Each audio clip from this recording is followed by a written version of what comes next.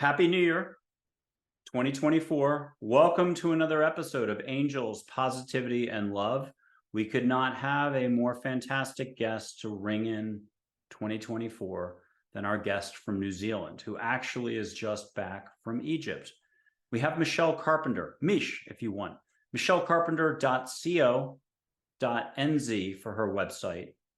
A fantabulous person, let's make up an adjective, but tons of energy, tons of healing, tons of work, travels to the other island, the southern island, to do clinics or group sessions. Please check out her website. She's been a prior guest with us, episode 30, August 13th. You're at episode 51, January 7th or so. And again, I'd like to welcome Michelle to the program again. She's also been on our panel, a Mind, Body, Spirit panel number 3 with another New Zealander who has a book out, and also Paula Vale. That was a wonderful panel. Please check that out back at the YouTube channel that you're at now. And also, here's your public service announcement. People have been enjoying this. There's probably over 1/3 views to the channel. Please share this, comment, say something nice, or subscribe. And in fact, go ahead, hit that subscribe button now. Michelle, great to have you on the show. Thank you so much. And we're dying to hear about Egypt. I know, because we just talked about it before the show, and people need to hear about that trip. How are you doing, first of all? I'm really great, Mike. Thanks for having me back again. And I always find with you, like I'm always smiling, like my cheeks are so sore, after being on or having time with you and spending time with you.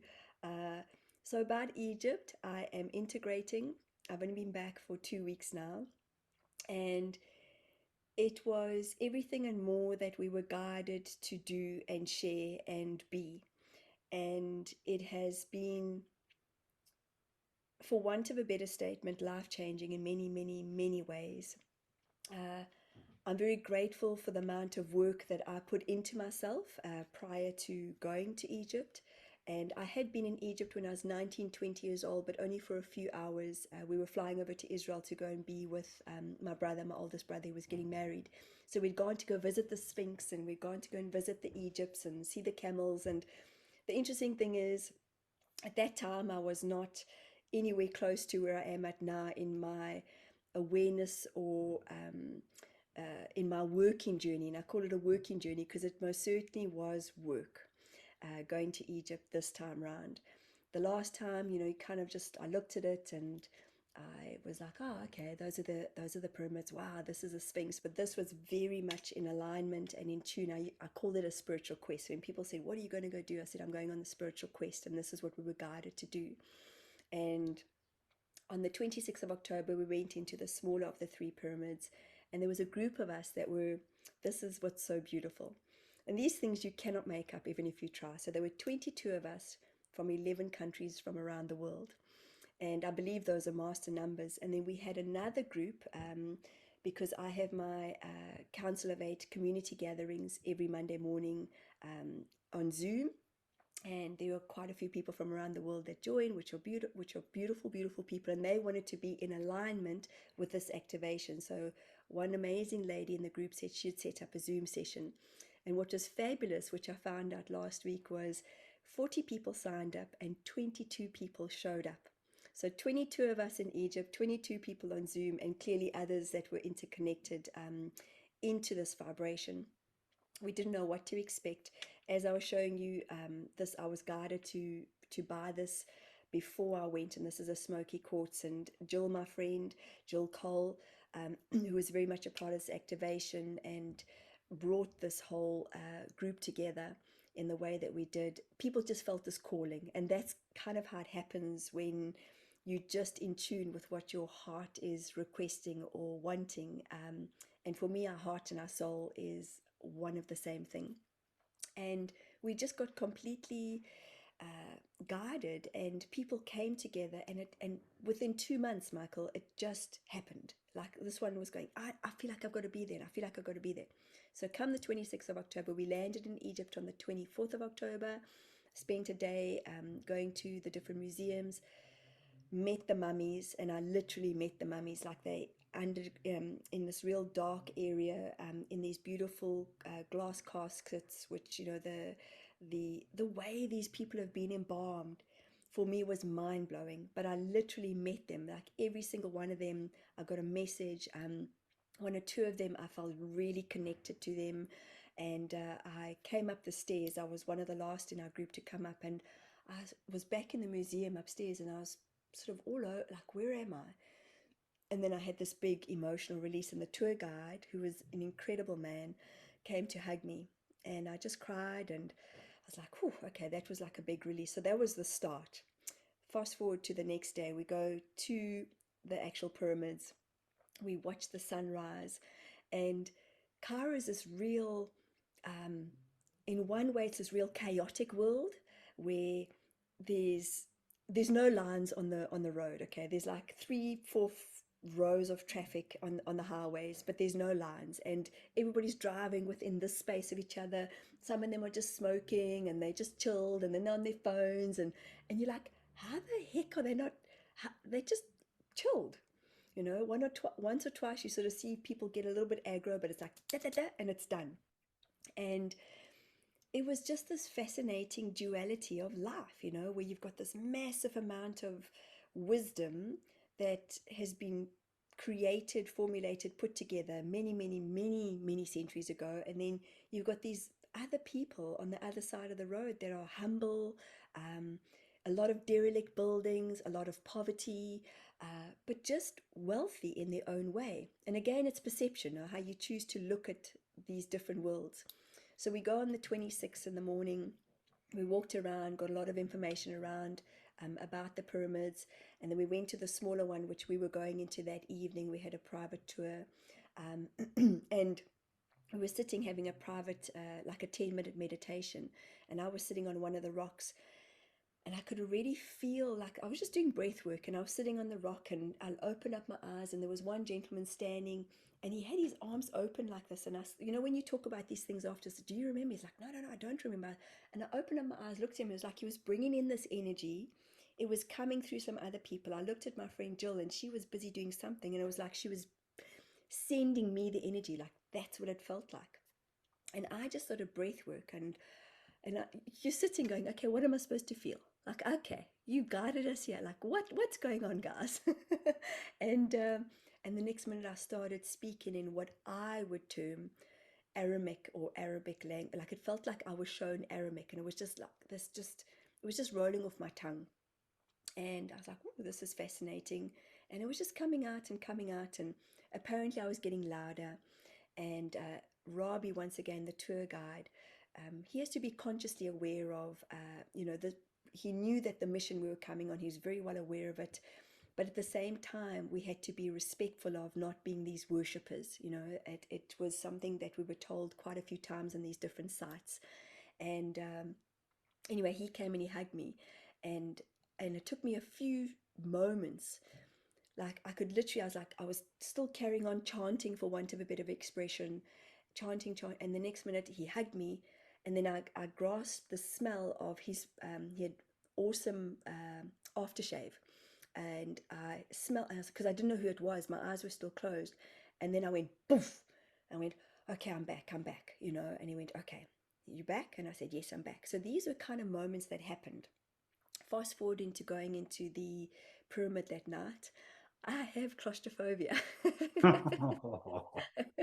In my head, listen, because I still asked a friend of mine who does past life regression. I said to her, I think I need a session. And then she was going to book me, and I said, actually, I've been shown I'm like going to be out of my body. I'm going to be fine. Well, no, that didn't happen.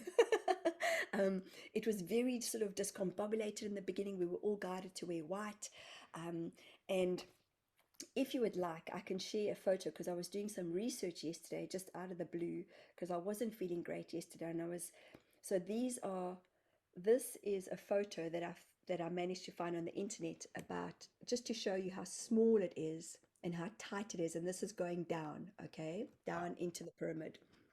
And I saw this, and we were in sort of single file, and I don't know, I must have been about 5 or 6 behind, in the queue. and you bending like this, and I couldn't see the base, I couldn't see the bottom, and my head kicked in, and I was like, oh my God, oh my God. And then I kept thinking, well, Spirit said some of us are going to be outside of the temple. This is going to be me. I'm going to be outside because now I can't breathe. So I'm like, you guys are on your own. See ya. I'm outside. I can't do this. And again, Robbie, this beautiful man, managed to push past everybody, and he came, and he looked at me. Now we're both crouching, okay? And he looked at me and he said, face your fears, face your fears. And I was like, okay, I can do this, I can do this, I can do this. And then a friend of mine who's from Louisiana came, and she leant against me. So she's kind of like me facing you right now. And she started to speak light language. And I completely chilled in my body. She said to me, it was when we spoke about this after, she said, Mish, it was profound. Like you just completely, I got into tune with that light language, and I went, okay, guys, I'm good. I can do this.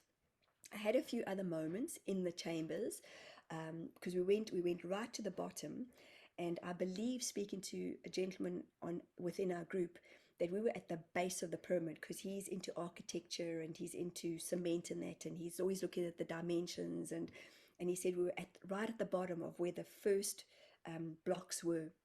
When I got to the bottom, the most incredible, profound thing happened. My legs, my thighs started to get really, really, really sore. It was just like I was almost brought down to my knees. And I looked at a friend of mine, and she went, oh my God, I've got such pain. I said, are you okay? And she said, my stomach, my stomach. It was like instantaneous. We couldn't have made this happen even if we tried. And I said to a few of my friends, they said, Mish, what's going on? I said, I don't know. I don't know. I said, this is not emotional. This is energetic. I can feel this is energetic. I said, my thighs, they're so sore. They're so sore. And they were both, two of them were holding me, and they said, come and sit on this. There was like this big rock. And I said to them, I feel like I'm giving birth. I feel like I'm giving birth. And the one said to me, it feels like you're giving birth to the new earth. And I was like it's like a calamity of everything. Okay, I'm thinking, oh my God, I'm giving birth. I said, Jesus, it's so sore. It's like I can't breathe. And they're saying, breathe. And I'm looking at them and saying, look at my friend, help her, she's also got pain. She's got pain. It was something that, and they kept saying, what's the matter? I said, this is not emotional, guys. This is energetic. I can feel it's energetic, and I could feel it right into my bone marrow, like right into my DNA. And as they sat me down and I started to breathe, I could just get this different sensation of like everything's going to be okay. And what's fascinating, Michael, is that I've had knee issues for about the last 8 years, 8 to 9 years. So it was kind of like this energy that was in my thighs needed to integrate into my knees in order to go through me, to shift. And after that, we went into a smaller chamber. While this was happening, because they'd had locked a smaller chamber, and this is, if it helps in any way, this is the smaller chamber that we went into. Now, bear in mind that I'm standing where the door is. Well, I'm showing you the photo from where the door is. Again, we could stand up, but now 22 of us in this small chamber, which is maybe, I don't know, 3.5, 4 meters wide, by 3 meters lengthwise. And then we all were in a circle, and we started to bring the energy together, which was really beautiful. We had a professional singer who's a beautiful woman. And I'm just being quite consciously aware of not mentioning names, because I don't feel it's my place to mention their names, and I don't know if they want their names mentioned. So I'll just talk of the people, if that's okay. And she started to put her hands like this, and she started with the person next to me, and she started singing a song that she was gifted by Lemurians. And it went something like, I am the light, you are the light. I am the light, you are the light. And she started to bring the energy together. Now, again, while we're in this space, you can imagine with 22 of us, there's a lot of energy happening. Okay, now there's no freaking windows. So my claustrophobia is kicking in again, and I'm feeling all the energy and the intensity, and I'm trying to concentrate on her words, and I'm like, and every part of me just wants to run up those stairs and go, I'll be outside, guys. I've got this. And I'm thinking, okay, Michelle, it's okay. You've got this. Just breathe. Just breathe. Just make this an out of body experience, because you know this is why you were meant to be here. And I was watching her, and again, music is very, very, very deep within my soul. And as I was watching her sing and connecting with everybody, I started to calm down again. because it was very frenetic in the beginning. You know, it was like nothing was making sense. What the hell were we supposed to do? What were we remembering from these hypnosis sessions? Who's playing which part? Everybody just felt it felt complicated. And she brought it together, and then she ended off with me. And by that time, I think we all kind of just landed into our bodies. What was funny was like we were guided to wear white. What the hell, man? You in limestone in granite? Okay, who the hell wears white? Like, you know, you're having these real human moments. I was having these human moments of like, why are we wearing white? Like, we're gonna get dirty. And some people took off their shoes, some people didn't. Um, it was just incredible as to what formed within we were booked in for 4 hours. And again, as we know, there's no timelines. And we had just kind of just opened up and expanded in our own energies. And then everybody found their place. And we then went back out into the other chamber, which was right next door. And one of the ladies came in and said, "Guys, I've just been guided to start singing Om Mani Padme Hum." Now, the way I'm describing it, if we had the whole group here, that's probably people would jump in and say, Michelle, don't you remember this happened? Because everybody remembers what they remember for them. One of my friends had her tuning forks, and she decided to take out her tuning forks and was just, you know, coming to each of us who were in the different spaces. There was another group that stayed in the other chamber, and this lady started to sing Om Mani Padme Hum, which I believe is all about compassion. And she said, we've got to sing this 108 times. Now, again, in my human mind, I'm going, how the hell is she going to remember 108 times? Like, is she going to count on her fingers? And I said, Michelle, just stop it, just get involved in the singing. And as I got involved in the singing, it just started to, all of us just started to become more and more. There was something to do with just the singing and the toning and the tuning, and it was incredible how, think of it like an orchestra, you know, it all just comes together. Everybody plays their musical tone, their musical note, their musical instrument, and there was no wrong or right. And we were then guided to go back into the other chamber because there were certain things in our hypnosis sessions that we were guided to do. And there were 5 of us that went back into, so just to show you, we went back into the chamber and we went back into this one. And this one is about maybe 2 meters, and you have to literally put yourself on your buttocks. And we almost were like dominoes. You know, there were 5 of us, there were 2 sitting against the wall. I was sitting here, another friend was sitting here, and another friend was sitting here. And one of my friends is connected to dragon energy, and she's like, Michelle, I don't know, like what I said, bring in your dragon energy. He's strong, isn't he? He'll tell you what to do. And she said, okay. And she's like holding the wall, and then she brought him in. And then we just got directed in what to do. And then one of the gentlemen was bringing in this beautiful, beautiful, but massive amount of energy. It was really, and he had brought this energy in when he was hypnotized. And it was just like he was shaking, and the energy was coming in, and I was starting to see visions. I was starting to see visions of earth, and I was starting to see grids, and I was starting to see ley lines. And what was profound was as I was seeing this, and I was crying my heart out, I was chunking, and I kept seeing compassion. Oh my God, guys, this is the new earth. This is what we want. This is, and on the other side of the wall in the other chamber, those that were singing Om Mani Padme Hum started singing like angels. And I believe, speaking to some of the people within our group, that they started seeing the ascended masters, the 12 ascended masters, or the 12 um, um, archangels. People were just seeing and sensing different things, but I could just hear this beautiful like la on the other side. It was profound as I was seeing the compassion. At first, though, what I was seeing is, you know, Michael, when you see lightning in the sky and it's like massive, you know, and you if you're like on a mountain and you see this massive amount of electricity, that's what I saw first. And I saw a lot of discombobulation happening within Earth.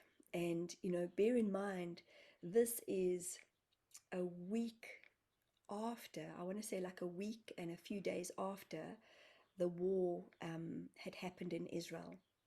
So different timelines, different things of what we're sensing. My hope at the time was is that there would be, I just kept focusing on ceasefire, ceasefire, because at the time of booking my trip, I was going to go and visit my family in Israel. Um, and so I was going back to this lightning. It was crazy. You know, like I think it's called the is it the Taurus field? Not sure on that one. Um, it's if anybody goes to, I think it's called the Taurus field, where it's like the energy within is the energy without, and that's the energy I was seeing, but with these massive lightning bolts.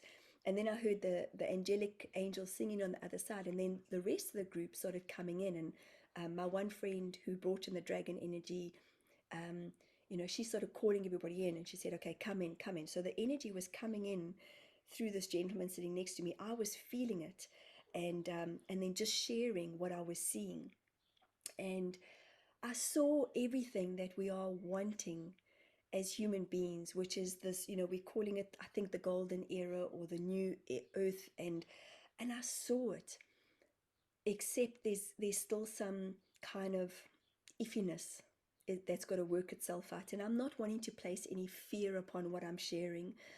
I know that there's been other groups that have been led to Egypt. There's been other people, I think Billy Carson, Robert Edward Grant, a lot of them have been going to Egypt, and Freddie Silver. We were all there, funny enough, on these similar timelines.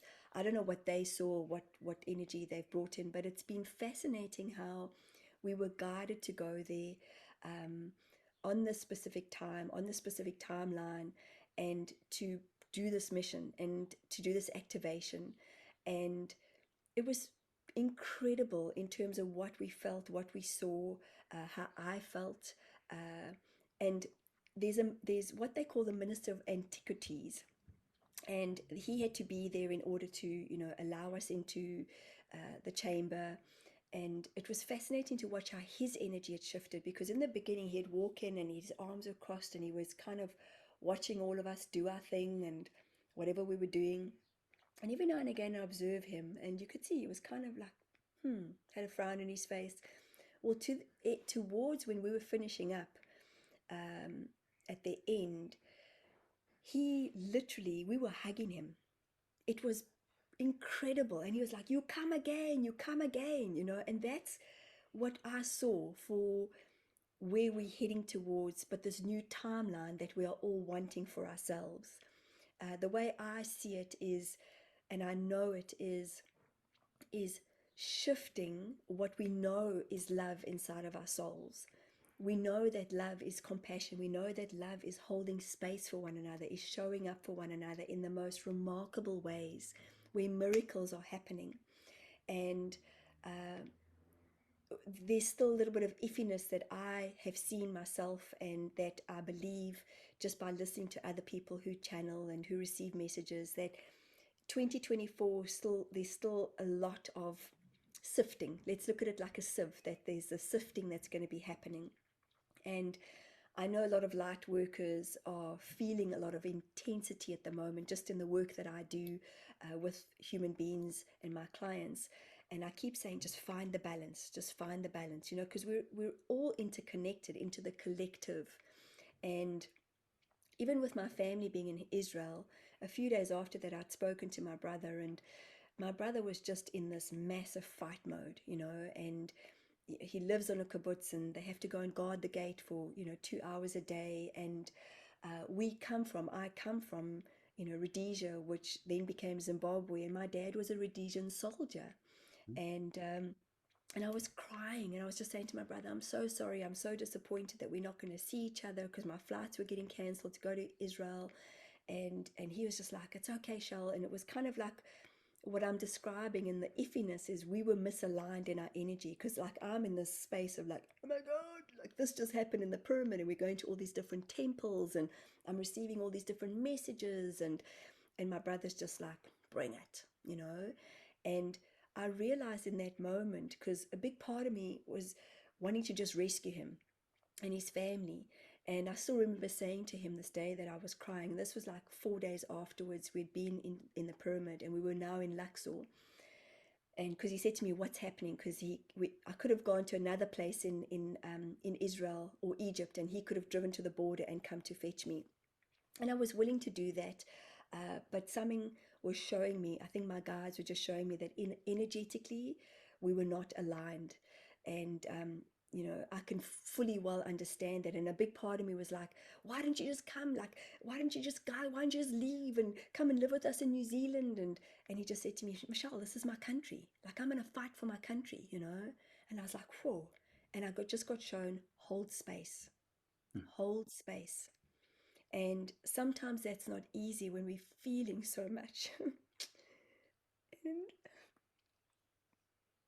I was feeling for all the people that had been taken out, all those souls um, that had been sacrificed in the way that they were. And we all know what had happened at that time.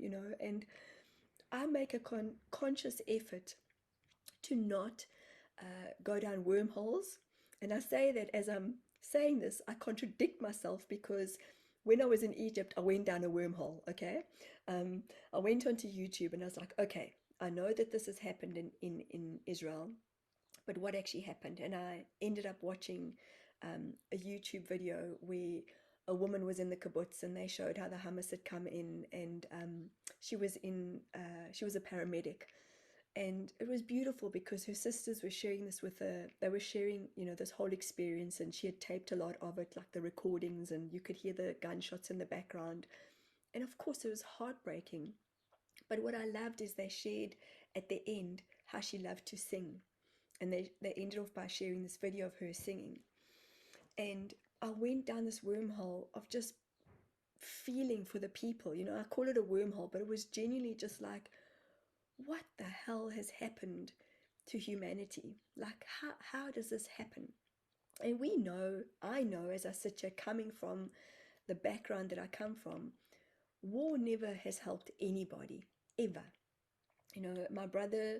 Both my brothers and myself, and my mom, I think had so much fear. And I came to realize this over time in working through my own trauma, is that, whoa, we had a huge amount of fear, wondering if my dad's ever going to come home. And I remember as a little girl, my mom locking us in our room and sleeping with her at night. And so there's all of this that is playing itself out. And it's challenging as a human being sitting here who has family, whose daughter, my brother's daughter, is a soldier. He has friends whose children are 18 years old and they've only just gone into the army and now they're in full war mode. Now, I have a daughter who's 19. I couldn't imagine that. And it's like anything, Michael, we've got to put ourselves into somebody else's shoes. And that was that moment with my brother and I on the phone. I'm crying my heart out and I just want to say to him, just come, like, let's make a plan. And he's just in a different dimension altogether. He's in a different reality altogether. And that is where I was taught very quickly, Michelle, get rid of your needs and just show up in compassion, show up in a space of hearing, of listening to him. So to go back to my whole experience of Egypt, and like I say, I'm still integrating, a big part of what I was shown was to banish my doubt of myself, which I think is such a human thing, for me, most certainly, and to trust in my spirit team, regardless of what anybody else says, because I'd had a few moments prior to going where, and I knew, I was shown that there was going to be a lot of shifting that needed to happen in me and with people that were in my world, people who perhaps didn't believe in what I do and the messages that I share. And it can be quite challenging at times, where I don't know about you on your journey, but for me, I've questioned myself a lot uh, in terms of my team. Like, is this information, like, are you sure this is, like, is it? And then every now and again, I receive the email and I go, okay, there's the confirmation. Oh, great. There's the acknowledgement that I needed. And that was a big part of integrating for me in Egypt, was complete trust of the knowing that's inside here and the knowing that's outside of us. And that was where I was taken through portals. I mean, just going to different statues, different sites, different temples to see what has been unveiled in all of that sand and to be shown what the Egyptians knew, oh my gosh, a long, long, long time ago is incredible. You know, there's things that there are the inscriptions on the wall, there's things that are in threes. And I never understood in spiritual terms or spirituality why they always talk about threes or, 21. And I'm like, oh, there's the threes. I get it. And then there's one temple we went to, and I'm doing this because we literally walked, and the one temple's at the top, and I can't remember the name. It was in Luxor, and it was profound because the friend that we were with, who's Egyptian, as we were doing this spiral and walking around, she would say, you see, guys, it's kind of like we go through the dark, and then all of a sudden there'd be a little light. There would be like a little window, and the window had stars. And so it's like looking up at the stars, and you see, this is called shadow work, guys. This is being human. And we all at different levels of our humanity and our humanness. And not one is right and not one is wrong. And then you sort of go through another little chamber, and it does. It literally just spirals around. And then eventually you get to the top, the rooftop of this specific temple. And then you walk into the ascension chamber. And again, there's wherever you walk, there's inscriptions on every single wall, and it's profound. It's absolutely profound as to what they knew and how we all have that within us. So every time we went to a different hotel, the people would greet us with welcome home, welcome home. So it's most certainly a calling. It's most certainly, some of us, I might share with you like, oh my goodness, we're sharing, or we've got an activation happening in Hawaii. Well, those that are connected to that frequency, that energy, would be like, oh my God, I've got to go. And that's how Egypt felt for us. We didn't know how it was going to happen. We didn't know, even financially. I was like, shit. Well, it just happened. We were just gifted in ways that is so incredibly giving. So to go back to being in the pyramid and the compassion, this is what I know, and I hope that I'm alive to see this in what we're heading towards. Mm. Because even in a lot of the sessions that, and if you guys want to watch, please go onto my YouTube channel or Jill Cole's YouTube channel, because she hypnotized me a lot of the times, and we were shown the codes of 3, 6, and 9, which I believe are the universal codes, the codes I think that Tesla spoke about, and I had no understanding of what it meant. Now we're in the year 3, and the year of 3 is separation. The Council of 8 showed me that, take a 3 here and a 3 here, and there's this massive big divide. And I don't know about you, Michael, but I've noticed and seen a lot of people have either completely separated inside of themselves or gone through separations in relationships and friendships and business partnerships. There's just been that divide that's happened. And in the year 4, there's a lot of kind of that deflecting happening and a lot of discombobulatedness happening. And we were shown that, and that's already happening. We had one woman, profound, okay, that she's from Iceland in our group. And within a week of being home, they already had earthquakes in Iceland. And she said, this is just, in our group chat, she's like, guys, we were shown this was going to happen, but gosh, who knew? And what we were shown within our group of 22 is that we were all being re-encoded with different DNA codes and light codes. And you had gifted me with that earlier on, before we went into this. And we were shown that we were going to be taking these different vibrations into the different parts of the world. And I was incredibly, incredibly humbled by even me leaving Egypt. Okay, so here I am standing in Cairo, and one of the ladies in our group who has taken the Bodhisattva vow, I think that's how you say it. Have you heard of it?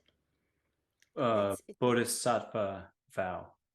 Bodhisattva, thank you. Yep, And I'm I not got too that sure right. what it is, but I believe it's a vow of compassion, and she was just pure compassion and light. And she gifted us all with this little rose quartz crystal that came in a little bag of lavender. And true story, okay, this is me, like when we talk about jokes. So I open it up and I'm like, oh my gosh, it smells delicious. So I take it and I start chewing on, because I thought what it was, you know, when you go to an Indian restaurant and they give you those little aniseed things that you chew on after you've eaten. I was like, okay, this is a flower. This is not one of those. and uh, and this was in the bag, and she had activated these, I believe, and I had one of these in my pocket. So I went through security, and they still, you know, tap you down in the airports, and I took it out my pocket. And the security lady like smiled at me, and I smiled at her, and I put it back in my pocket, and I get through to customs, and there was a lady standing in front of me crying, like sobbing, and I just put my hand on her back and I said, "Are you okay?" And she's, and I'm, you know, as we normally do as human beings, like, "No, no, I'm fine," you know. And she carried on crying and carried on crying, and I looked and I took this out my pocket and I gifted it to her, and I said, "Can I give this to you, and can I give you a hug?" And she said, "Yes, please." And she held on to me, and we just, and I said, "It's okay, sweetheart, I've got you." And she cried and cried and cried, and she had beautiful heart earrings in her ears, and she took them out and she gave them to me. And I actually had one of my shirts on, that said "Love is why we are here," and it's a black and white T-shirt. And I looked at her and I said to her, "What's your name?" And her name is Heba. And I said to her, "What does it mean?" And she was Saudi Arabian, and we never got into the story of why she was crying. And she said, "It means gift." And I was like, oh my God, like even sharing this with you, I get goosebumps, because I was like, there it is. There's the gift of the light codes that we've already been gifted. And what they've shown is how we're going to just, even if it's one person, we know that it's one person whose vibration is being given back to them. Like, that's what I want to say. It's not me gifting her in any way, like she gifted me, and it was so compassionate and kind and courageous in that moment. And I unfortunately didn't fill in one of my forms. And the guy was very kind, and he's like, "No, no, no, here's a pen." You know, I was like, "I'm so sorry." And I saw her waiting for me, and we kind of connected again because she went through. And I looked down, and when I looked up, she was gone. And it was that moment that was just that moment of clarity and, again, compassion. And, you know, that's what I'm sensing and feeling, is that, and I've been shown this when I first started on my journey, that if we just help or show up for one human at a time, we're creating a ripple effect. If we're gifting them and they're gifting us something that is different in that moment, that vibration, their vibration is shifting as well as our vibration is shifting. And I most certainly, just for me, it doesn't matter. Honestly, it's never mattered to me, and it's something that I've really been challenged, where a lot of us go, and I say us because at one time I was like, "Oh, do I take on this or don't I take this on?" Because I know that we can most certainly pick up on other people's energy. But when you're in a space of compassion and true, true, true source, soulful love, that's the oneness. So how the rest is just the interpretation or the perception of what we think about that person. I'm just a hugger. I'm just like, bring it, man. Like, I couldn't even stop myself in that moment, even if I tried. It was kind of like my spirit team went, "Here we go, Michelle. You're wearing a shirt that said love is why we are here. How are you going to show up in love?" And that was it. That was the most beautiful moment of going, wow, this is part of the activation. This is part of, you know, why we were guided to go to Egypt. And there's so much more. I mean, I was activated and I went through portals, and then, like, I would come off a certain temple and then look up, and then I would see beautiful birds just swirling, just kind of just swirling above us. Real birds, just by the way, not make believe birds. And I was like, whoa, you know, and our energy was just being guided. We finished off at the Luxor Temple, which is, we were shown and told by a tour guide that we would be upgraded in every single one of our chakras. Now, there's these beautiful big beams that stand at the Luxor Temple, and then there's beautiful big pillars. And it is, there are so many people that I believe Egypt has something like 5 to 10 million people coming in a year. So, this was a great time to go in October because it wasn't scorching hot. Um, but we were shown to literally stand next to every pillar in the Luxor Temple and feel the energy in our body. Hmm. And it was the first time, Michael, that I actually felt waves, like the scalar waves going through me. And I was guided with all thousands and thousands of tourists. I was guided to go from one side to the other, like I was kind of just snaking from one side and just standing next to the pillars and just waiting for the energy to be received in whichever way. And right at the end is another ascension temple, ascension room. And there's a guard that stands in that room. And it was fascinating. I just went. And then the room was packed. And I went, okay, I'm going to go to the right hand side. And then I saw two of the people, again, with thousands of people, two of the most beautiful friends that they were on the right hand side. And I went to them and I smiled and I walked sort of around them and they were chatting. And then I got shown, okay, go back into the Ascension Temple. And there were two people, the guard and myself. And I went, and again, you have to be very respectful. What we were told and shown is be respectful of others around us. There were one or two temples we went into where people had gone through activations and the emotions had come up.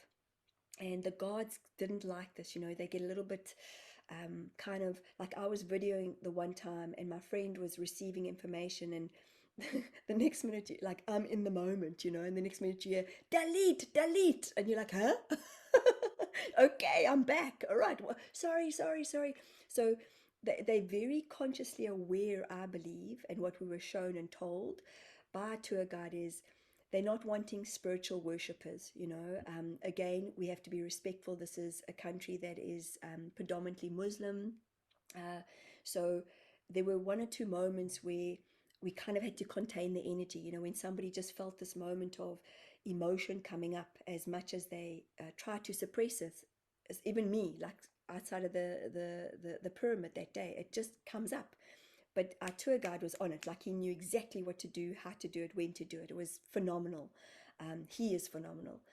And so to end off at the Luxor Temple, what was fabulous for me was going in and I was just putting my hands up just subtly. I saw the guard was there and being respectful of the guard, and just asking for whatever information, had to be shared or needed to be shared. And what was fabulous amongst this whole beautiful upgrade of some sorts is I realized, and it's something that I teach, guys, we're having a human experience. We were triggered, okay, as a group by certain individuals would trigger us, sorry. There were certain moments where we needed to confront one another because maybe somebody pissed us off here or somebody had said something there. And our group was very, very in tune, I have to share with you, because even if, like, I saw somebody being triggered, I'd had a moment of being like, it was an old controlling part of me that comes up where I kind of got the group together and I was exactly like this. I was like, come on, guys, let's be respectful. And it's like, oh, I don't like that part about me. Michelle, stop it. That's the controlling part. And I remember my mother's voice coming through and I was like, okay, I'm working on that one still. And then I turned around and there was one of my friends behind me. And I said, are you okay? And she goes, I'm really triggered right now, And I was like, oh, I took it on because I was quite forceful in trying to get the group together. I mean, could you imagine? Ultimately you're working with 22 children like, oh my god, there's, oh geez, and the tour guide's trying to bring us together all the time, and he kept saying, we've got to keep the container together, but we were all, and this is what's fabulous, activations aren't just activations that happen out there. Activations happen in here and in this body, and obviously whatever doesn't serve us needs to come up to be released, including our tour guide, which is quite profound. And even this friend of mine, when I turned around and I said, are you okay? And she goes, I'm really triggered right now. I just need space. And I was like, okay, I got it. But we somehow, all of us, had our moment of confrontation, had our moment of clearing. It wasn't loud, it wasn't angry with any of us. And then we just came back together again. We just managed to find a space of being compassionate, of being kind once again, and being adult, I suppose. But the inner child in us, the inner child in me, came out many times, and I had so many beautiful, playful moments. Yet I also had to learn to find my voice. As I was sharing with you, I was being shown that this expansion was happening here in my throat, learning to find my voice, learning to speak my truth. And there were moments where I just needed to de escalate because we didn't have a lot of integration time. Like on the bus, we would have integration time, just being silent or maybe sitting next to somebody and talking about what we had been shown or what we had seen. And but sometimes I had to just say to somebody would want to come and sit at breakfast, and I say, if you don't mind, like I'm just having a moment, like I'm just going to enjoy my coffee and just look at the Nile. And that was the beauty of the ending of the trip, is we ended off in a feminine temple. I was talking about this temple called, I think it's called Habu, which is very feminine, a lot of pigeons which represent peace. And you look up and you see all these beautiful pigeons just sitting, and kind of just holding space for us as human beings. And it's very much the temple where there's a lot of bird energy that are inscribed on the in the writings and on the wall, and a lot of mammal energy as well. And I was just like in my element in that temple. And then how we ended off was going on the Nile, and water's very healing. And we ended up playing music and dancing, and this was after kind of things had escalated between a few of us, and then it was like, oh, okay, we're back. And it is one of the most, like, I've been to Hawaii and I went to go and study integrative quantum medicine, and that was like a different level for me. This was like a next level upgrade for me, and it was profound. And I can say to anybody, if you are feeling the calling to go to Egypt, I would highly recommend it. Like, highly, highly, highly recommend it. The food is so simple, uh, but yet so beautiful and pure. Like, everything is highlighted. Pomegranates, and they squeeze fresh pomegranate juice. And mangoes, like in New Zealand, you guys might get it, but we don't get massive mangoes like they did in Egypt. And we were all like these kids, just like scrunching these delicious mango. Can you taste it, Michael? Can you taste it? I can taste it right now. And kids don't care when they're just drooling full of mango juice. Um, the simple way that they eat, with pita bread and hummus and lots of eggplant, and everything was just delicious.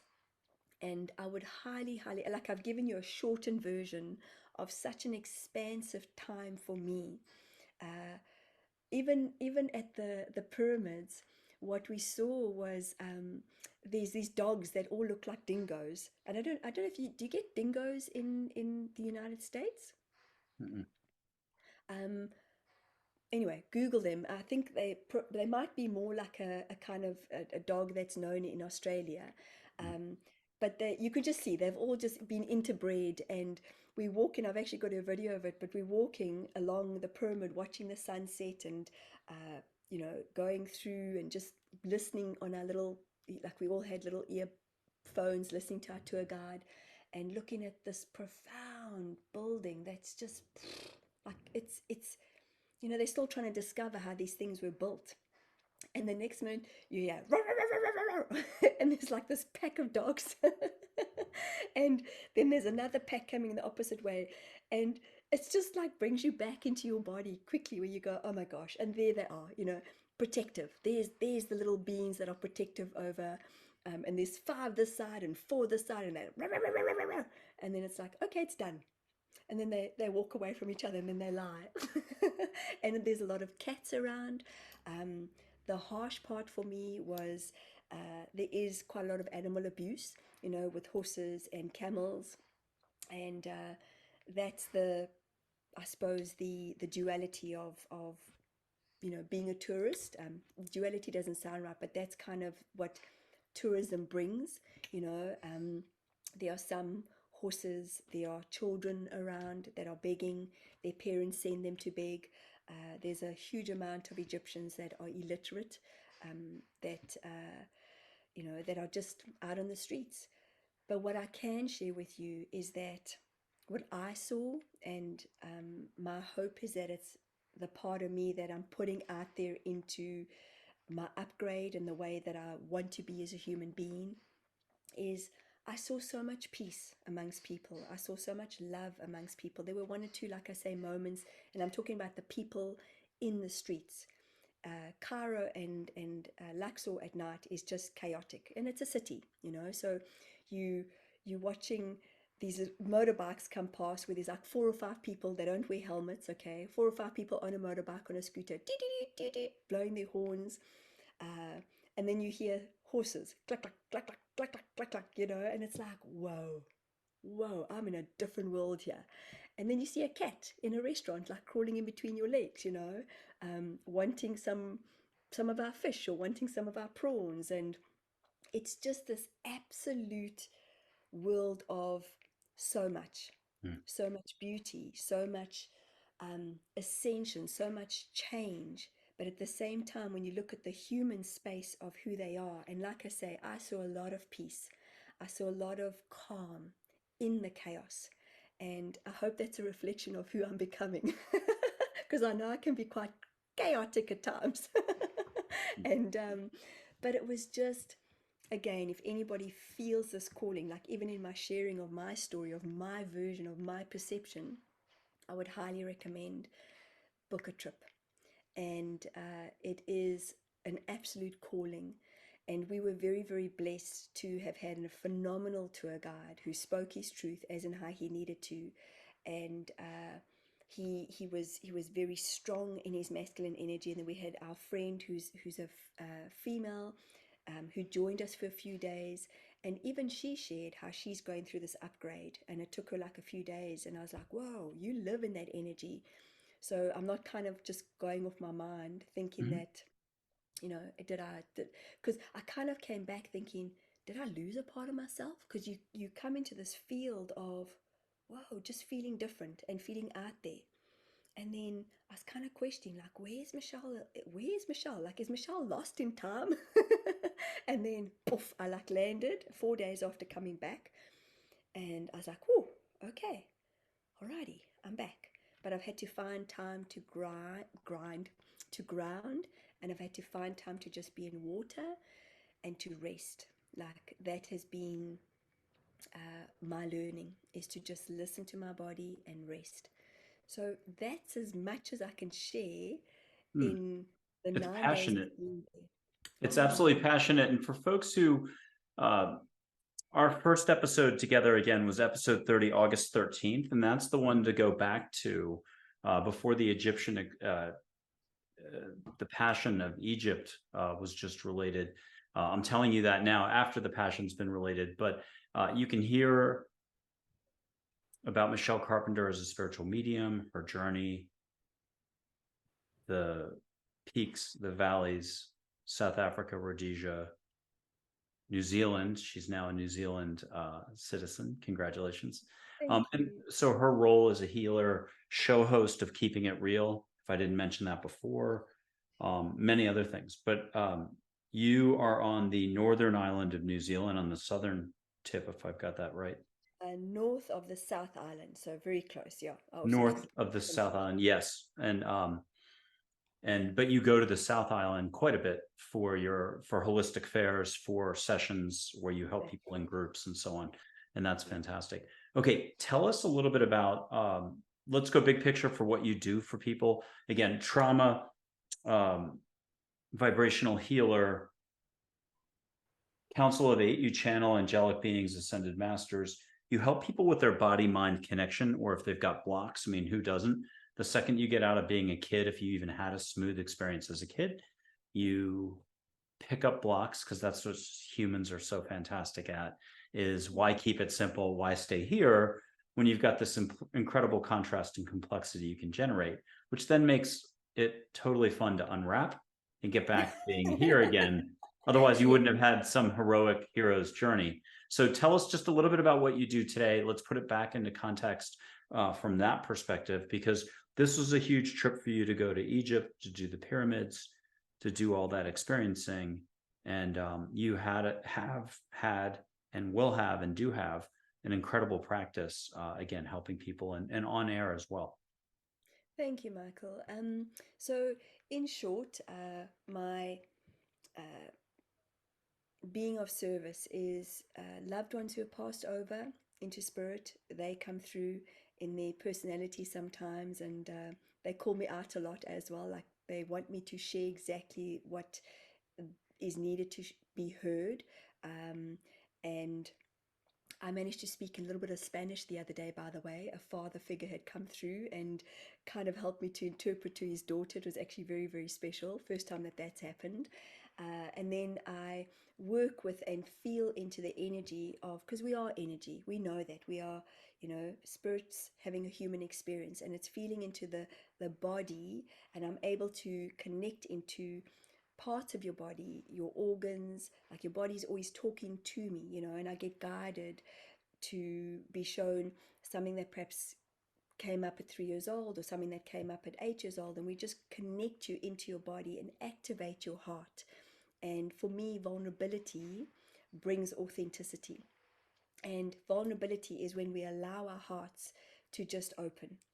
And so the other part of my journey is working with the Council of Eight, who are angelic beings of light. And Michelle, the personality, steps aside, and I become a direct channel. And they share past lives, they share different timelines, they share Akashic records, and they have tonings and tunings. And I whistle, and I have this toning that comes through my voice. I believe some people have measured it. Some of just different hertzes. I haven't done this myself, but I've seen people say, "Oh my God, this is the vibration of whatever," And I was like, "Oh, okay, I didn't know that."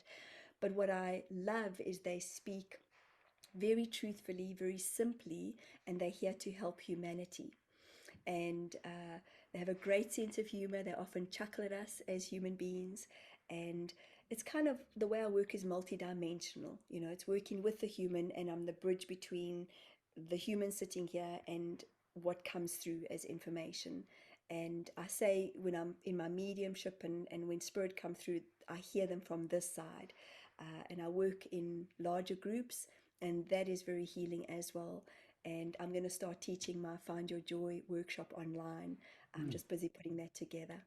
So I'm looking Nice. forward to all the above. Yeah, And yeah. you've been a guest on a lot of different shows. Next Level Soul, this show, obviously, you're on it now, but many, many shows actually. And you've had a bunch of guests on your show. How about I blow you some sage, and we might pull some angel photos up as we do on this show. You and I were doing it before we started taping. But maybe we'll get a few topics that then you can keep going on. And before I blow the sage, I wanted to mention something that I didn't know, like beginning of the year. Egypt. I mean, Egypt's got a lot of history, pyramids, and a lot of energy. But in 1968, there was a 3-year span of Mary showing up, and all the different religions participated in seeing. I don't know the name of the church, but there's a Wikipedia entry, and then there's so many documentaries on this. An apparition of the Virgin Mary at Zeltun, was recorded on the evening of the 2nd of April of 1968, and it went on forever at this Coptic church, so much so that Nasser, who was the general who was more, I think, socialist, and not with any particular religion for him, he witnessed it. All different religions and non-religions and socialists and communists and military and non-military. And it got to the point it went on for 3 years. It was such a phenomenon that they actually shut off the electricity to the whole district to make sure somebody wasn't spoofing it. But I wanted to just, if you find, it's either Zeitoun or with an L instead of the I. But St. Mary's Coptic Church in Egypt in 1968, they have photographs of the Virgin Mary. And this is a very famous, you never hear about this. For 3 years, the phenomenon went on so that hundreds of thousands of people in the streets would witness the event. And not one night, many scores of nights, journalists, barbershop people, workers, military, non-military. I mean, they tried everything they could to just, what I think was going on was there's so much conflict starting to bubble up that it was a way to help everyone take it down a few notches. But so for those who are interested, I've slaughtered the terminology on this. It was a fantastic time. It's something that's not part of your direct story, but there's so much history for all of us everywhere we go. And it is something you can find on YouTube, plenty of documentaries. A lot of religious groups have grabbed it and do stuff, but you can find secular versions of what went down. But the fact that the head of Egypt, the later dictator of Egypt, witnessed it himself and so many others did. The Catholic Church has acknowledged it, and I think giving credit as they do that it was an event, but somehow it doesn't get mentioned at all. Like I didn't know of this before this year, No. and I thought that was pretty fascinating. This is Regular Sage. I do this on every show. You were also again on our Mind, Body, Spirit panel number 3 with um, Carmel Riley, whose book Super Manifestor just came out beginning of this month. Check it out on Amazon. You were with Paula Vale, who has her TV show and electronic show. I'm going to lose all my English here. So please, folks, check out that Mind, Body, Spirit panel. You were all fantastic. Make sure you go back to Michelle Carpenter's episode 30, August 13th for the origin story. You're hearing passion about Egypt for healing. This stage in business development, personal development, she's kicking butt, chewing bubblegum, and the store's about to call and say she's all out of bubblegum and she's going to keep chewing it. Okay, a little bit of Sage GU in New Zealand. And anybody out there, catch the Sage. 2 Brisbane Australian podcast hosts got to smell this there. Lorna Byrne, the Irish angel mystic, did not smell it in Ireland. She smelled daisies and roses. So ask for flowers. Let angels, the universe, bring you the perfume that you remember from that one time. Mm. Anything you wish. They know how to make it nice. And Michelle, when you're ready, share what you can share for a smell. Ask an angel or an Egyptian figure to give you a squeeze on the shoulder. Well, truth be told, I didn't even realize I did this until I did this. But I've got rose oil that I was gifted, and rose oil is for the heart. So I just put my finger in it, and I actually just thought I'd have a little bit, but that's what I can smell. And we went to this beautiful Reiki master, and they've got 21 different oils that they've supplied, and rose oil was one of them that, like I say, is for the heart. And that's what I can. Oh, it's just so fresh, so fresh, and just it feels so pure. And may I quickly just share something about how we get guided, Mike? This is what my Zoom does, by the way. Watch It this. just out of the blue. I love this. Just out of the blue, it gives me fireworks, it gives me blue. Watch this, watch this. Love is why we are here. I don't know how that But happens. it won't happen at my end, will it? Love is why No, we're try. here. Just go Love. again. But I blew ash onto my keyboard and just I wafted it on. I love that you can do that. Where's my setting to turn that on? Don't know. I've got no idea. This happened when I got this upgrade in this computer, and the one day I just saw fireworks with people. Like the spirit gave me the thumbs up, and it's like, oh my God, where did that come from? I get balloons. It's quite cute. So you're the wizard. You're the marketing guru. I'll look it up. I like it. I You like must it. look it up. It's You'll have quite to do cute. a few more of those to make the as an exclamation point or the period at the end of the next Okay. point that you're going to make. Yeah. So talk to us a little bit about as we go through our daily living arrangements, usually we're kind of head down, buried in an electronic device, or we're worried about this task or that task in front of us, whether it's at home or work or relationships. How can we lighten up? To have more fun and have the inner childlike essence come through us. And you are correct. It's something that I most certainly forget, and that's what I am rediscovering again is to uh, just have the fun. The fun factor's got to be there. So again, I mentioned vulnerability brings authenticity. And you can even reverse that. Authenticity brings vulnerability because when we share in the truth of who we are, it's like, okay, this is who I am. And some people might resonate with who I am, and some people might not enjoy who I am, and that's okay. We just vibe with the people that we vibe with. And that's what for me is just being so freeing, and it's connecting with our words, because our words hold vibration too. We know our thoughts do, and it's connecting with our words. And when we connect with our words, we become more present in who we are. And one of my words for this year was trust. Hmm. And it was trusting in my business self. And I didn't know what that meant. And sometimes I also think we've got to be careful of what we wish for, because I might have mentioned earlier on that a lot of myself has doubted myself, and has doubted my spirit team. And it's not them, it's me. And because it's sometimes easier in everyday life to just be like, oh well, this is actually what's working. And then they kind of, I don't know if it's happened for you, Mike. I'm sure it has, because you are just such an incredible, incredible person too, that they kind of nudge you and they nudge you and they nudge you. My team have had to give me a right real push sometimes. And I'm like, okay, okay, I've got it. Just freaking back up, dudes. And I'll do a touch of let's let you finish that, and then I'm going to share some authentic stuff here. But finish what you were saying about getting pushed and letting go of just one way of doing things.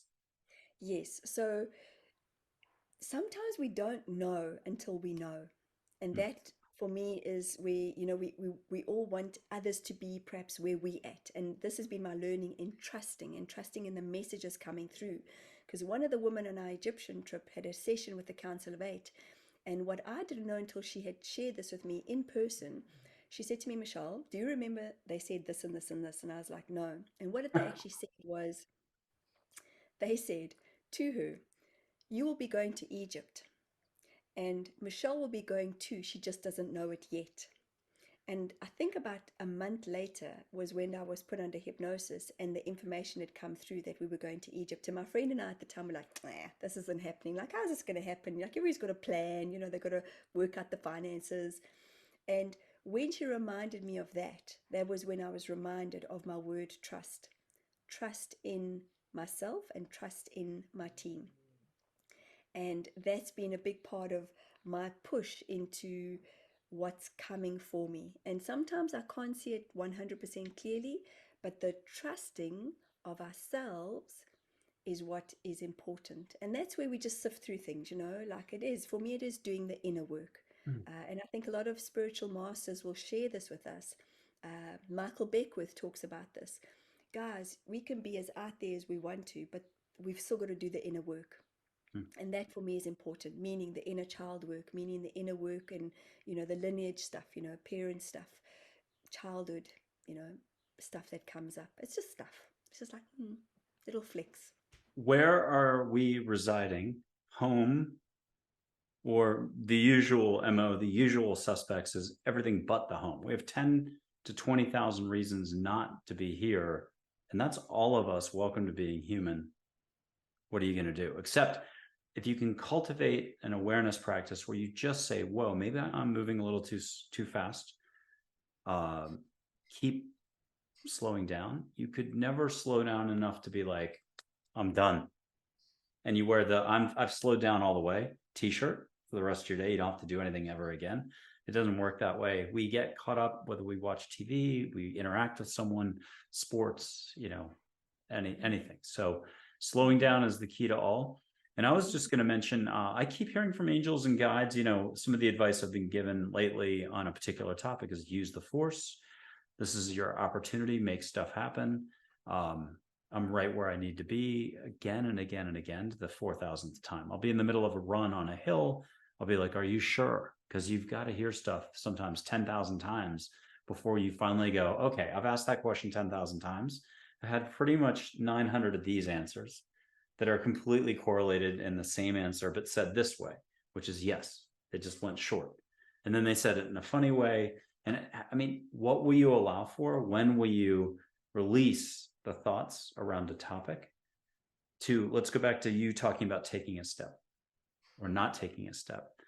When you've taken a step in ownership where you're at, what happens? Life is filled with steps. You're ready for the next step, more ebb and flow.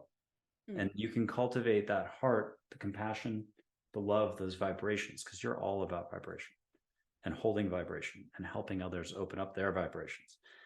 So the beauty of this is somehow everything always works out. And that's the trusting, is you have to just learn some basics. It's like learning your first stoplight driving and what the red and the yellow and the green means. And you actually have control over the light. And you know what I love? Thank you for sharing that. Is even you do things differently to me. Others do different things to the way you and I do it. And that's what makes us all unique. in our vibrations. In, a friend of mine talks about that we're all a different color, and we Mm. perhaps are all a different color. And trust is a big one. For me, coming from the background that I came from, it's still easy to have my defense mechanisms and say, oh, like, I just, my husband goes, Michelle, you're so naive. And he's got like a little antenna, like he's really street smart, and he's like, that person, and without fail, something will happen or something will show up in, for me, life is experiential. Yet when we open up our hearts, I don't like to look at others in a different way. Let me put my crystal down. Because we're all here in this experience together. And I know that we all have different perceptions, we all have different belief systems, we all have been conditioned in different ways. And I feel like that's the big part of the trust in what so many of us are wanting. So, as an example, look at what COVID has brought us. Okay, it's brought us online. Okay, it's not ideal because Zoom is acceptable. exactly, exactly, it I is. love it. It's my favorite thing about the pandemic, not getting COVID and taking the Paxlovid and not almost dying, but maybe almost dying. I don't know. So, yes. Exactly, exactly. And but here we are, there were so many different thought forms and things and projections and fears that were thrown at all of us. And who knew what was right or wrong or what was right or wrong for them at that time? But here we are, like what, 2.5 years later, 3 years later, that was then and this is now. But there's still kind of a ripple effect, a tidal wave that's coming from all of that.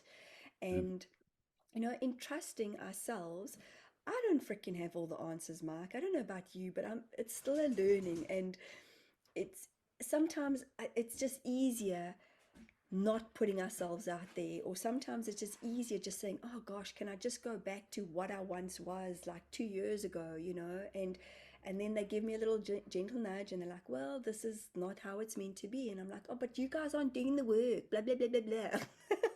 Like, I'm the one that's fatigued at night and tired. And they're like, okay, well, we're upgrading you again. And, Michelle, just eat less and drink more water.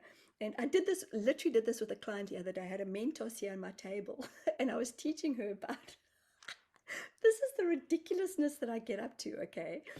But I was teaching her about body testing. Do you know body testing? Like if your body wants something, and you go yes, and your body will go no. So I was teaching her about vitamins and supplements, because again, we exposed to so much, brilliantly so, but again, what do you trust? So I was just teaching her yes and no. And I said, in my body, actually, sugar's not the best thing for my body. But I popped open the Mentos and you could see, she was like, what? And you just ate a Mentos? And I went, yep, I'm defiant.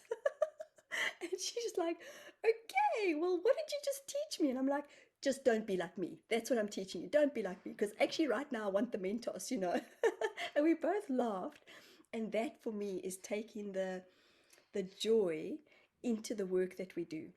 Mm. Because sometimes we listen to our spirit teams, it's like you say. Sometimes it's like that you have to ask them so many times, and they're just like, I often picture them like, okay, okay, Michael, okay, Michelle. I'll bring in Gandhi in just a second for you to ask a question of, and whatever you want to share out loud would be great.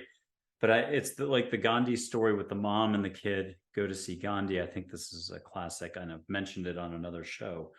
But the mom is like, can you please tell my son to stop eating sugar? And Gandhi's like, okay, come back in 2 weeks.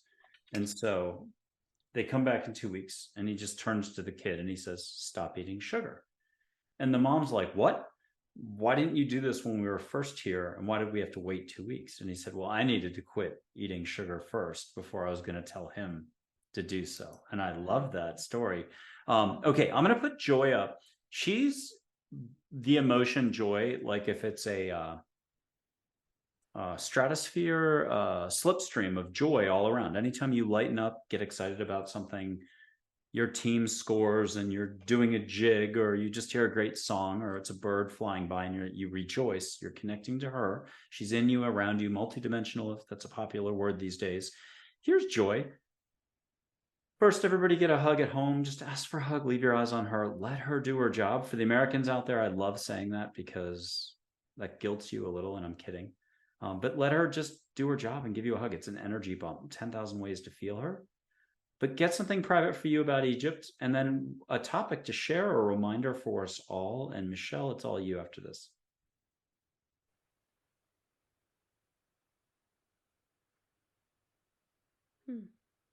What do you That's have interesting. from Joy for us? She said, keep sharing your truth. Mm. So very different to what I expected or thought. Uh, and it's kind of like she just brought me back, and then she's like, okay, that's how the energy felt. Bring you back. Okay, now. So I think a big part of us, for me, has been learning to speak my truth, yet in a way of others hearing it, in a way of, and especially in relationships or in my marriage or with my children, you know, saying to people, asking permission, can I please share my truth with you? Can I please speak? And can you just hold space for me? That for me is learning to trust others in the sharing. As Mm. others trust me in coming as a client or coming to my events, it's also me learning. Because remember, life is always a mirror. There's always and this is kind of sometimes where I'm like, damn it, is it really? Like, is there no new information that you guys are going to share with us? But because we're so interconnected with each other, of course, there's going to be a part of us that's going to show up in some way or other.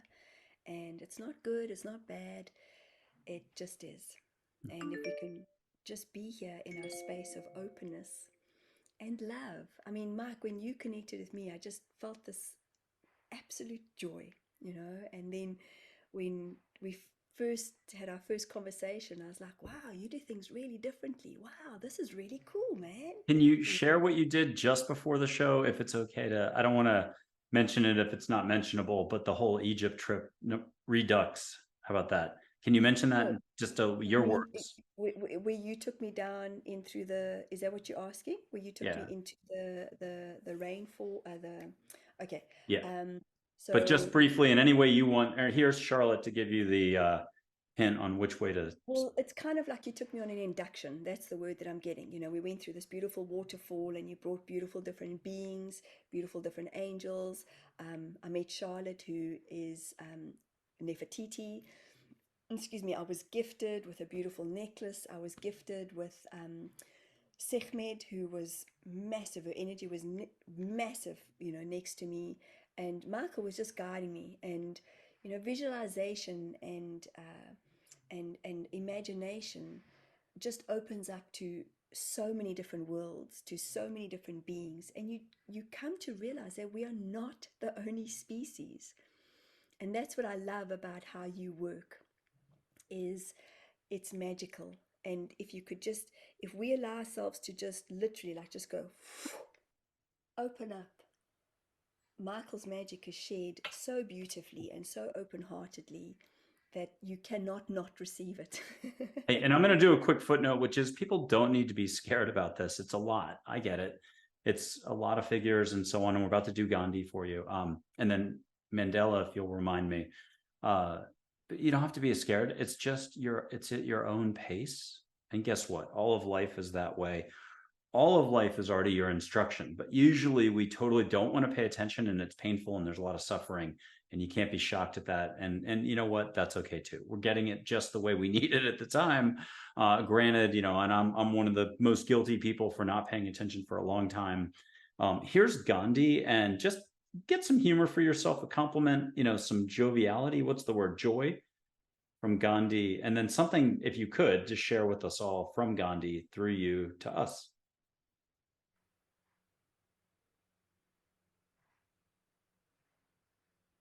He says laughter is priceless. I love it. And I'll put Charlotte up next. Again, same routine. If you don't mind getting a hug as well while we're at it, every time we do a quick question and answer.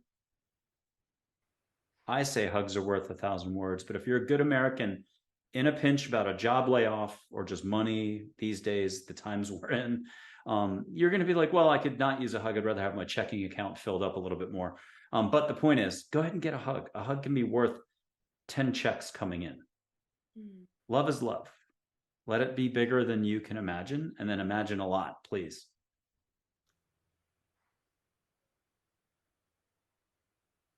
Oh, and Charlotte's everybody's favorite teacher from third form, third grade, Mrs. Wilson, Mrs. Johansson, whoever it was that you had a favorable, not the one who always stuck you in detention or got you in trouble, but the one who was a sweetheart. So think of her as her. Or an Egyptian Nefertiti said, that works if you like ancient Egypt. Michelle, what did you get from Charlotte? Oh gosh. Oh, hold on, it's got to drop back in. Oh, the time is now. I get that. That is one of the top mantras or reminders or laughter with it, because it's like the time is now. For this whole year, that's been my thing. Love it. I keep hearing you're right where you need to be. Stop worrying about a certain topic. Here's Archangel Michael, Gabriel, Raphael, Uriel in rainbow pie slice form. There's no real way to describe light energy, so be it. There's 3 more archangels off camera. I cropped this. It doesn't matter who's who. I have to go look at a diagram to figure it out. Matter of fact, I will cheat. The diagram is Raphael's the highest one up, so second one in. The one who's solo in front of Raphael is Michael, and then Gabriel's next to Raphael on the other side, kind of in the middle. And at the end is Uriel. So Uriel would be that one. Raphael is the tallest one. Michael's in the front solo right there. And we can figure out who Gabriel is, the one that I didn't point to. What did you get from 4? I can do the numbers. 4, not 5. 4 archangels. And make sure you feel extra whooshes out there, folks. Ask for it all. Get big whooshes. Breathe extra. Deep breath. I just felt that, yeah. And what do 4 archangels have as a reminder for us all? I got consolidation is key. I don't know what that means, but consolidation is key. Like the way they are in the picture Ooh. is there's consolidation happening, and I'm just being shown that the way they're consolidating in spirit is the way we are consolidating here on in human earth, and it's really learning to be entrusting of ourselves and others, because the keys unlocking, that's what they're saying, like the keys to enlightenment are unlocking all of us. Huh.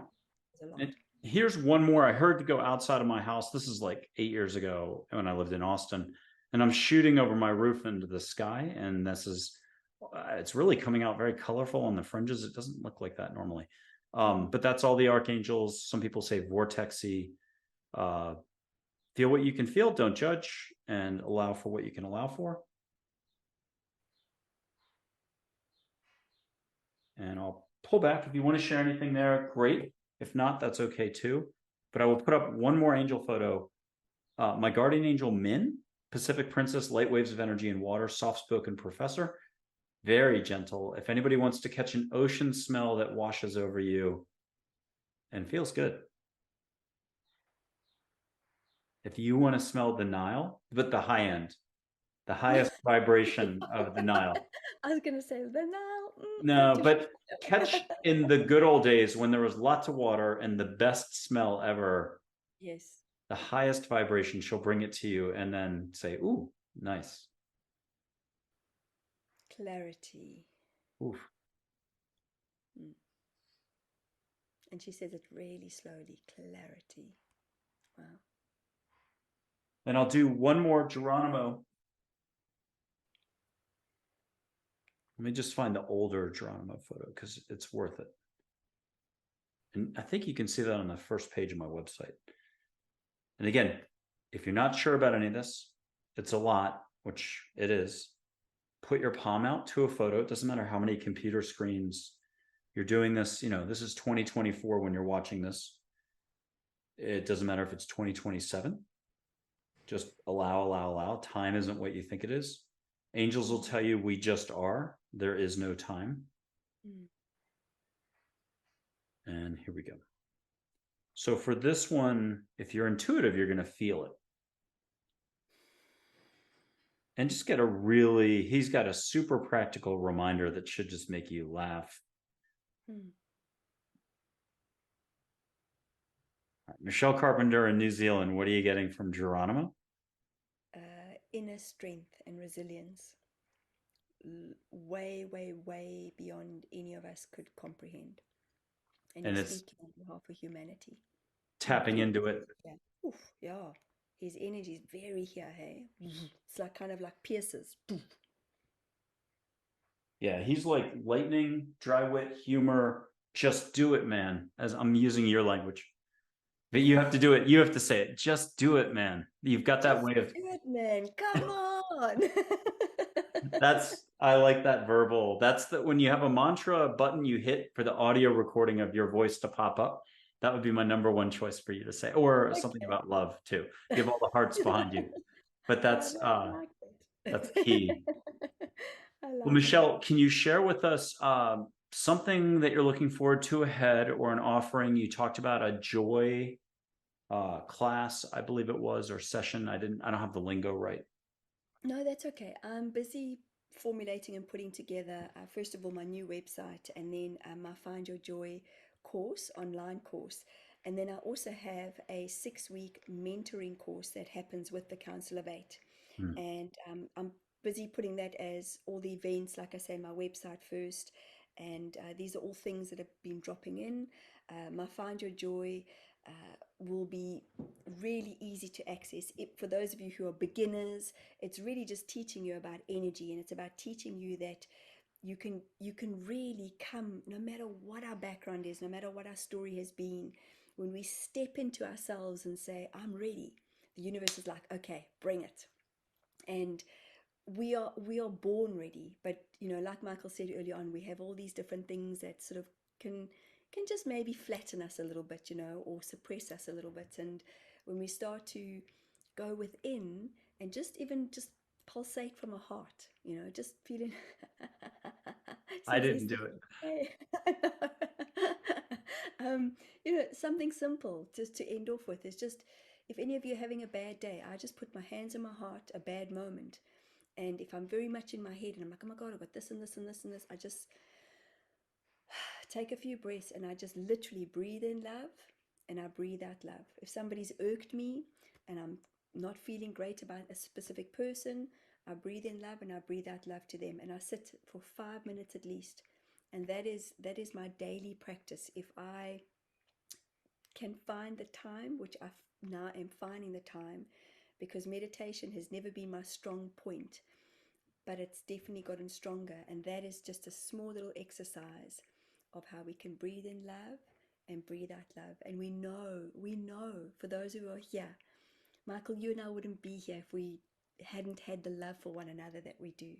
You know, time is just so irrelevant, I'm finding, and it's showing up in this moment for one another. So I'm incredibly grateful to be here again. And I know that you are sharing your brilliance and sharing your light. And I want to acknowledge you for all that you do and that you bring to this world. And keep on keeping on. Thank you very much. When you were talking, I heard patience, amazing amounts of patience. And I'm bringing up Lucy, who's patience, an angel. And if I can suggest, and forgive me for this, but just putting your palm out to feel her through two screens, but you might get it all over your body. And do the usual, ask a question, get a reminder for all of us, and get a few hugs if you don't mind throughout your day. But here's Lucy for folks. You can do the same thing like she's a fireplace, but instead of heat, let it be sparkle, or patience itself as a vibration. Feel what you can feel. Don't judge. Have fun. And for those who are gung ho, catch a floral scent or something exotic that you're like, oh, I got that. I wasn't expecting that. And what do you get for us? uh, this is interesting, considering it's what I've been working on. It's she said, to listen is to hear, is to validate, is to be seen. Oof, beautiful. Mm, to And listen. last but not least for you, your favorite. Archangel Michael. And Should I? yes, write that down real quick. But while we're doing Archangel Michael as well, you can juggle two things at once, maybe, maybe not. Angels will make it nice for you. Okay, Archangel Michael.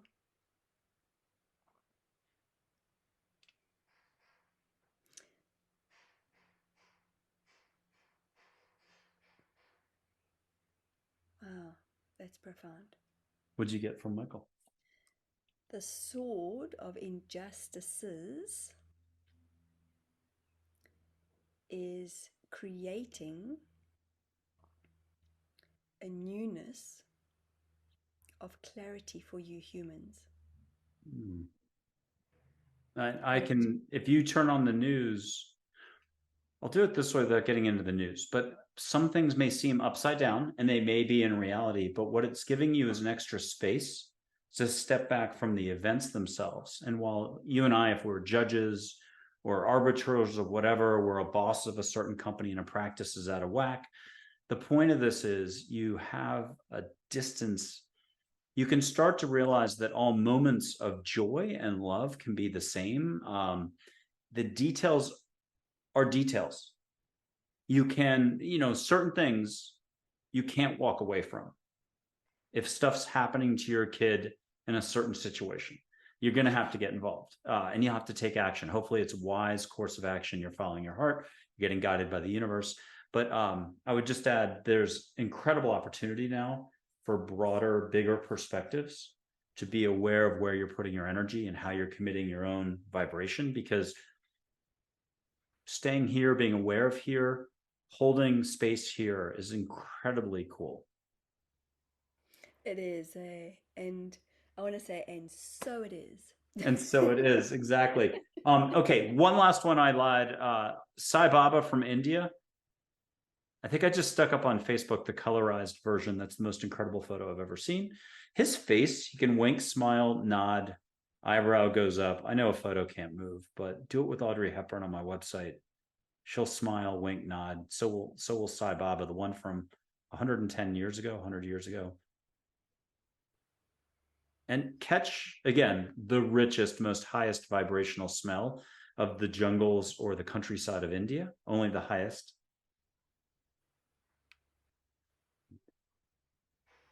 And Michelle, what are you getting from Sai Baba? Sai Baba says that his people have an incredible amount of wisdom, and we must not forget, like he showed me specifically India, we must not forget that they're not who they've become, Hmm. that they still hold a huge amount of wisdom inside of themselves, because we all get lost in the what it looks like. And I've never been to India, but he just said they hold a huge amount of wisdom, The and we hub, we'll must say the hubbub. the hubbub. Yeah. I like that because it's a catchphrase that really does capture everything. Well, Michelle, first of all, you're welcome to come back on in about 3, 4, 5 months, especially if anything's changed there that you would like to share. The next trip, activation trip, ascension, the rest. Quick definitions for folks on ascension, activation. If you can say it in the simplest way, if someone's been following along the whole time, but they're feeling a little bit overwhelmed, or they're like, ooh, big terminology, what do I do with this? Can you give them the simpler version of ascension and activation, if you don't mind? Absolutely. One word, love. Oh, nice. Oh, I like it. Yeah, States of being and just paying attention. How about that?